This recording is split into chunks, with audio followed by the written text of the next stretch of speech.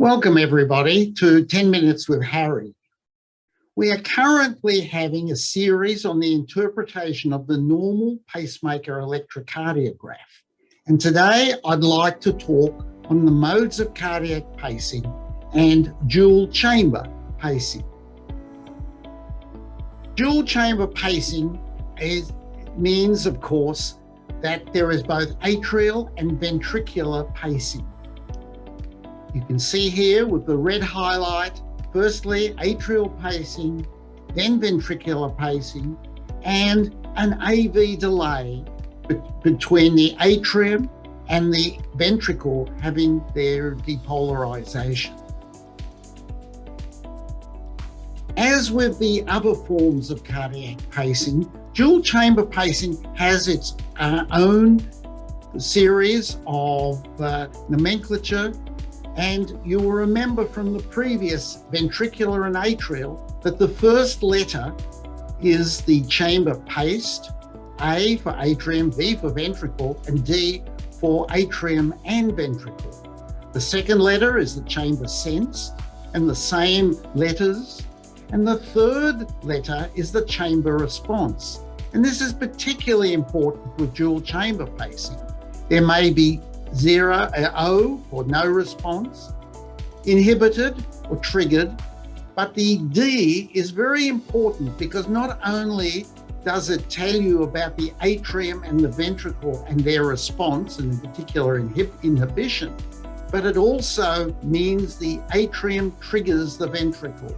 And we will see this in one of at least the forms of dual chamber cardiac pacing. I'm going to talk only on 4 types of dual chamber pacing. As you can see here, there is asynchronous atrial pacing and asynchronous ventricular pacing, which is DOO. DDD, by far the most common form of dual chamber pacing, has both atrial and ventricular sensing as well as pacing.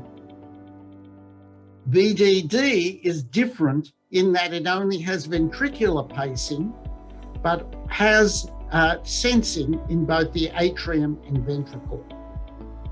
And finally, the most complicated form, which is DDI, which has both atrial and ventricular sensing and pacing, but the I stands for the ventricle can only follow to a fixed rate.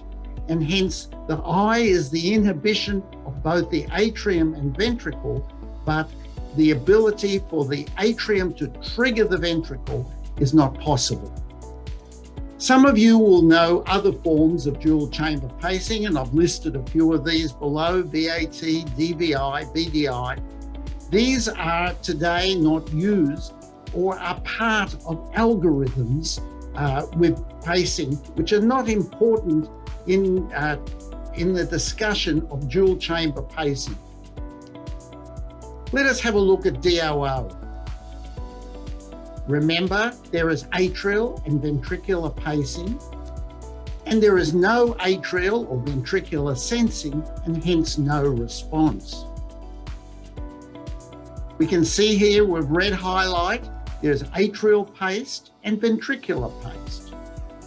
We now, with the yellow highlight, see a ventricular ectopic, and the atrial and ventricular stimulus artifacts pass through that as there is no ability to sense this ventricular ectopic. When this occurs, the atrium now sinus beats emerge and are again in competition with the atrial ectopics, which are not, and they do not, the atrial and stimulus artifacts, which in turn pace throughout these P waves.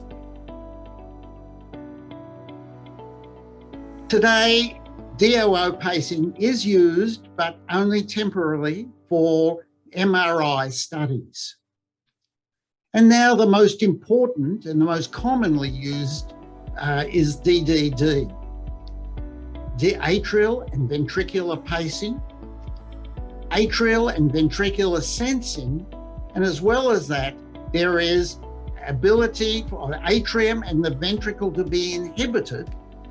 And as well as that, the atrium triggers the ventricle in a synchronous mode. So we have atrial and ventricular pacing. We have atrial sensing and ventricular pacing. And between you can see a beat, which is an atrial fusion beat. And we've talked about fusion beats, particularly in the ventricle. This is by far the most common form of dual chamber pacing. Here we have another example of dual chamber pacing. This is atrial sensing and atrial pacing. So let us have a look to the illustration on the left, and we can see that there is atrial sensing and ventricular pacing, and there's a ventricular ectopic beat, which then allows a cycling time, and the next P wave emerges, and then it too then allows triggering of the ventricle.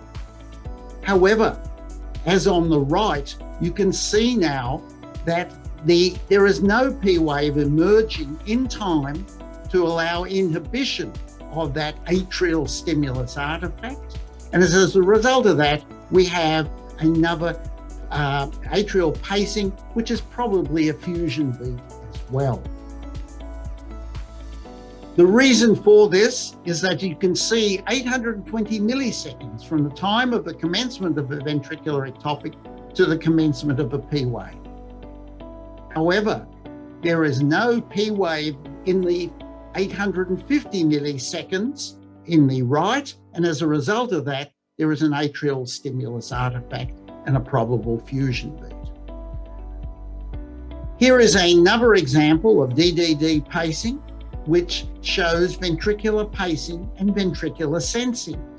We have atrial sensing and ventricular pacing, and then to the right, we can see that there is both atrial sensing and ventricular sensing. So this is a normal sinus beat. One of the most important things that we need to determine when we look at an ECG or a Holter monitor is there atrial capture? Most people looking at this illustration here will see an atrial stimulus artifact. And as well as that, they'll see a ventricular pace beat. And by definition in their mind, that this means that there is atrial capture. But this is not so. Atrial capture can only be defined if there is ventricular sensing. So this means that this may not be capturing the atrium. It may be an exit block, or it even could be atrial fibrillation with undersensing. This is very important to remember this when you interpret the electrocardiograph, because this may not be normal. What about VDD pacing? Historically, this was one of the first types of pacing and was present before we had satisfactory atrial pacing in a DDD type fashion. VDD pacing was used in the young patient with congenital complete heart block. And as you can see here, there is ventricular pacing only, and the DD stands for atrial and ventricular sensing and inhibition, as well as the most important part, A triggers the V. So we have atrial sensing and ventricular pacing, and this is a highly physiologic type of pacing. We have a ventricular ectopic beat, there is a cycling period, and you can see there is the next P wave occurs, and it is coupled to ventricular pacing. But the next ventricular ectopic comes, and there is a cycling period, and now there is no P wave, and after a set period, ventricular pacing occurs.